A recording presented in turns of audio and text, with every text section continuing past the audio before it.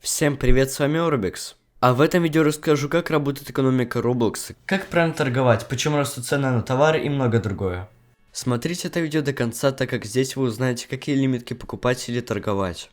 Экономика Roblox очень похожа на экономику реального мира, поэтому это видео будет полезно не только для пользователей Roblox, но и для реального мира. Сначала начнем с самого простого, как валюта Roblox, Robux двигает экономику. У нас есть вот такая схема. Английская P это игрок, C это создатель игр или аксессуаров, например, а R это сам Roblox.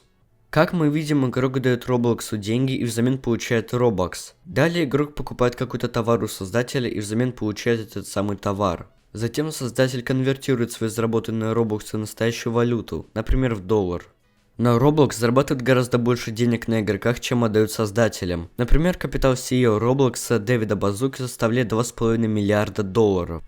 Для сравнения, создатель Roblox игры Please Donate заработал 1 миллиард рублей, не долларов. А это в 200 раз меньше, чем у генерального директора Roblox. Отсюда следует вывод, что один из самых успешных бизнесов это платформы. Например, на Amazon есть много людей, сколотивших огромное состояние, но больше всего зарабатывает Amazon. Мистер Бист самый богатый ютубер, но не такой богатый, как CEO Гугла Сандар Пичай.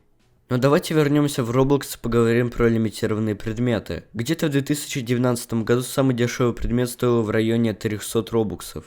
Сейчас они стоят по 1000.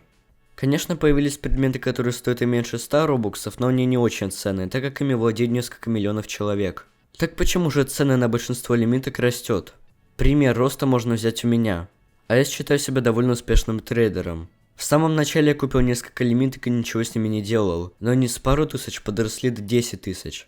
Или несколько месяцев назад я купил данную шляпу за 200 робуксов, теперь она стоит 600. Цены на товары растут из-за человеческой природы.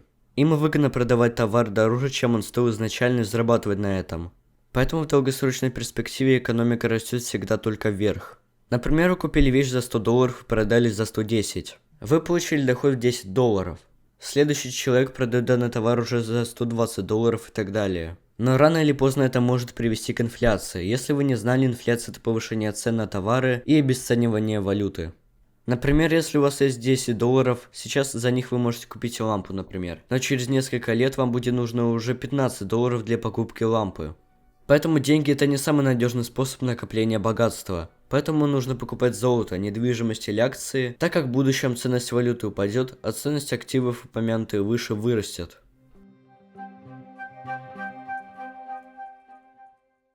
То же самое я испытал на себе в Роблоксе. Именно тогда Roblox добавил UGC аксессуары и некоторые пользователи смогли создавать свои собственные вещи. По идее, цены на лимитки должны были упасть, но цены наоборот выросли до огромных значений. Цены стали настолько большие, что Robloxу пришлось выпустить в оборот огромное количество новых лимиток, чтобы снизить инфляцию. Чем больше товаров, тем меньше цена. На графике данного аксессуара можно заметить, что цены растут, когда людям все больше нравится вещь, а продавцов становится все меньше. Данный график соответствует почти всем остальным аксессуарам.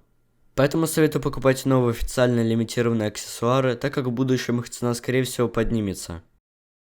Но что будет, если произойдет такая вещь, как дефляция? Если предложение превышает спрос, то цены падают. В реальном мире, когда цены на продукты падают, компаниям невыгодно производить товары, и они вынуждены увольнять сотрудников. Давайте вернемся к лимиткам и графикам. На этом же товаре цены начали расти именно тогда, когда количество копий товара и их владельцев стало меньше и примерно сравнялись. Если вы владеете почти всеми копиями лимитированного аксессуара, то вы по факту приобретаете монополию на данный аксессуар, так как сможете менять его цену, как вам вздумается. Цена на предмет меняется только когда пользователи продают его за определенную сумму. Вы можете выставить на продажу аксессуар только если у вас есть Roblox подписка. Для торговли вы также должны иметь подписку. Ну и на этом все. Советую мне не доверять, и если что, подправить меня в комментариях, если я где-то ошибся. Прощаться не буду, потому что это понижает длительность просмотра.